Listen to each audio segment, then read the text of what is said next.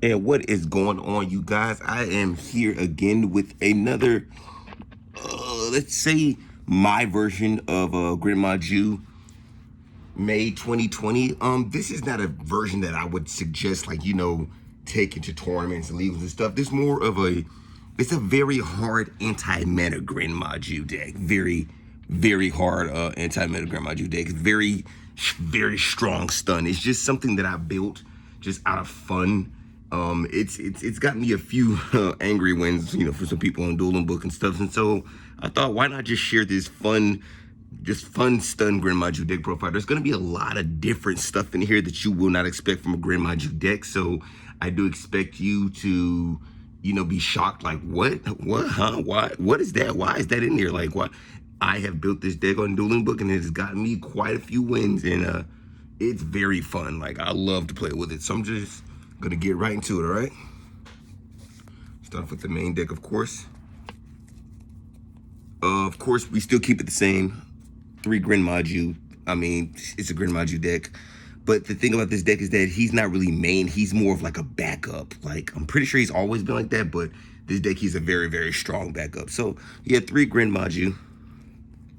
Next, we're going to go into the basics, of course, just 2 Eater of Minion with this deck. Just 2 Eater of Minion is all I need. I run, like I said, I run the stun build with Vanity's Fiend and Majesty's Fiend. Usually with him, if I start off with him, I would like to, if I open up a hand with Eater of Minions like a Vanity's Fiend or Majesty's Fiend, I can usually just special summon him and then use him as a link summon for Link Rebo, and then tribute Link Rebo for Vanity's Fiend and stuff. It comes up a lot, actually. So with this deck, you can go second, but I would prefer going first just to lock down the field first. So, of course, just 2 Eater of Minions. Another thing that's going to throw you guys off, I do just run 1 Gizmek Orochi.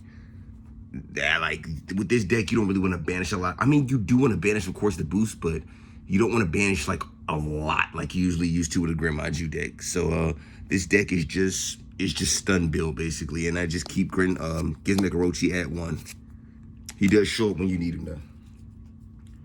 And going down to the stun variant, of course, 3 Inspector Border. Awesome to open up with, just start plays off with. I love to see him in my opening hand. Just 3 Inspector Border. Next we have, I do keep 2 Dynafossils in this deck. Need to play for special summon a monster, and I used to run them at 3, but I feel like 2, the ratio was better at 2, so kept it at 2. And of course, for our main monster builds that we're trying to get on the field first, of course, is 3 Vanity's Fiend and 3 Majesty's Fiend. Yes, this deck, it strongly tributes a lot, and it attributes your opponent's monsters as well, tribute your monsters. Just when these 2 are on the field, or either one of these start off on the field, it just screws up your opponent, and they get so angry, like, why are you running this dumb deck? Why are you running?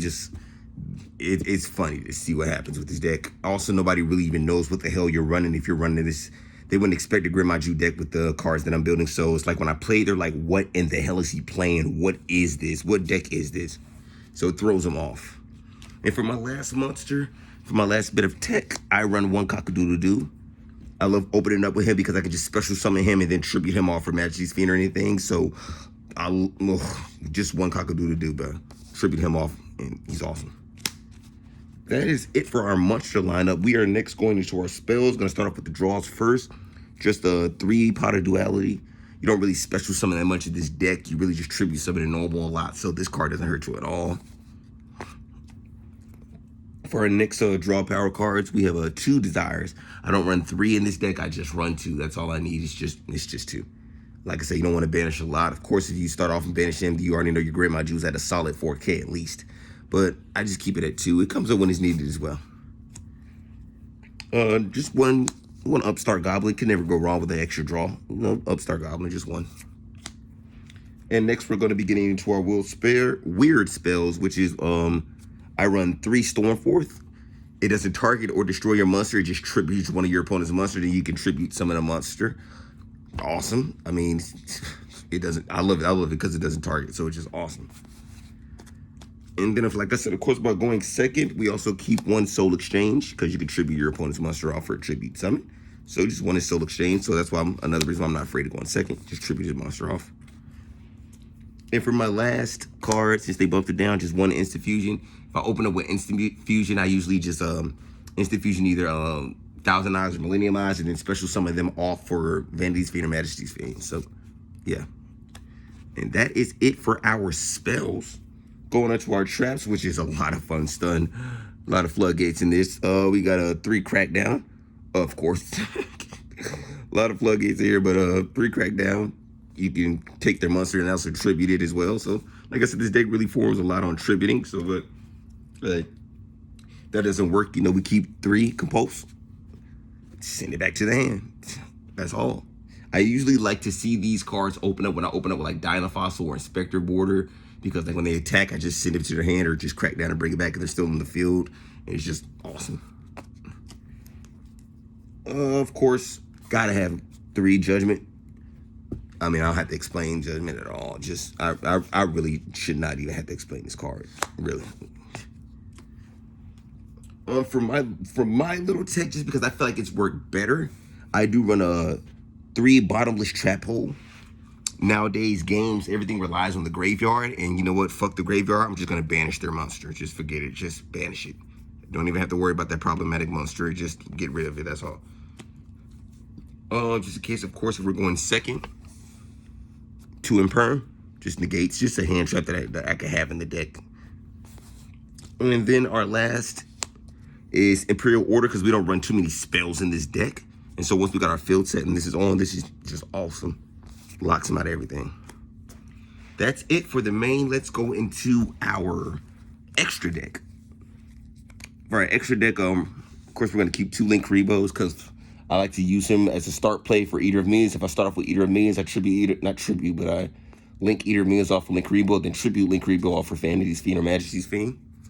Then we got the Nightmare package. We have Cerberus, Phoenix, Unicorn. Then for our last link, Zoroboros. That I rarely ever make him at all, but if I do make him, it's cool. But yeah, that's what I run for my links.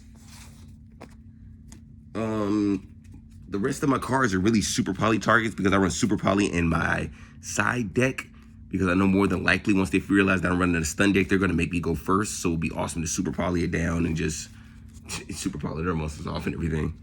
But yeah, we're going to start off with what is that? What is his name again? Nether Soul. Yeah, we have 1 Nether Soul.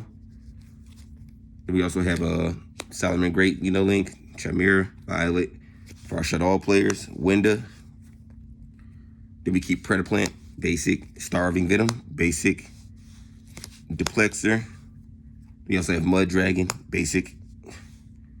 Then we also have this Predaplant Trilithrathon. I forgot his name. It was just weird. And then for our instant fusion, I do run 1 Millennium Eyes, just in case a monster tries to activate his effect, and I can just use this while I instant fusion him and then tribute him off. So yeah, like I said, I keep the super poly in my side deck, because I know more than likely they're gonna make me go second next once they realize what deck I got. Now going into our side, of course, I do keep 1 Banisher of the Radiance, just another stun material. Just like I said, everything revolves around the graveyard. Just banish it, banish everything that gets into the graveyard with that. Then we have our, of course, like I said, our 3 super polys. I'm running this on my next game. If I win the first one, I'm running this my next game. Especially if I know what they have, their darks and everything. Oh yeah, I'm running it. For our traps, I do keep 3 Heavy Storm Dusters, just for back row heavy decks. I have 2 summon limits. Just a lot of decks like to summon a lot, especially with the new MR5.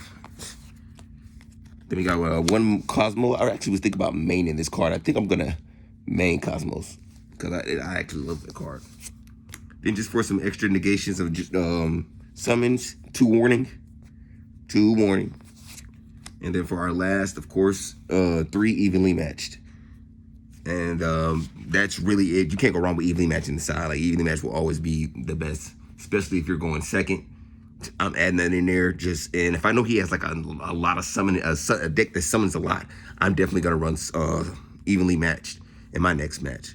So yeah, like I said, I know it's a weird deck, and you guys are not used to this for Gren Maju, but it's a very strong deck. But if you try it out, you actually see how fucking fun it is. It's very fun and it's very annoying.